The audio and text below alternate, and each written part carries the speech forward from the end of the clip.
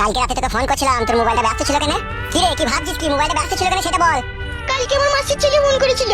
মাসির ছেলে ফোন করেছিল? ছেলের মাকে চুদন শিখাচ্ছিস নাকি তুই? তুই না একটা ছেলেকে ভালোবেসেছিস, আমার কাছে সব খবর চলে এসেছে, সেই তোকে ফোন করেছিল। না গো, আমি কাউকে ভালোবাসিনি তো। আমার এই বুকের ভিতর থেকে যদি কলজিটা বুকের ভিতর থেকে বাই করে তোর হাতে দিয়ে, তাও তো কেলা চুদি মাগির মন পাবো না রে আমি। আসলে তুই মাগি সত্যিকারের ভালোবাসাই বুঝিস না। যদি তুই বুঝতিল আমাকে ছাড়া অন্য কোনো ছেলের কথা ভাবতিলি না। তোর শরীরের এই পা থেকে মাথা অব্দি মানুষের মতো আকারটাই আছে, আর তোর মনের ভিতরে জমি আছে ইটভাটার কয়লা। তাই আমার মনের কথাটা শোন। তাই বলছি, আমার মনটাকে এইভাবে ভেঙে চুরে টুকরো করে দিস না কাচের মতো। আমার মতো তোকে কেউ ভালোবাসতে পারবে না। আর আমি বাদ যে শালাই তোকে ভালোবাসবে মনে রেখে দিবি, সে তোকে ভালোবাসবে না, তোর শরীরকে ভালোবাসবে। আর আমি তোর এই মনের ভিতরে জমে থাকা দুঃখটাকে ভালোবাসি। তাই তোর প্রতি কেউ দখল নিতে এলে আমার কলজির ভিতরে আগুন জ্বলে ওঠে।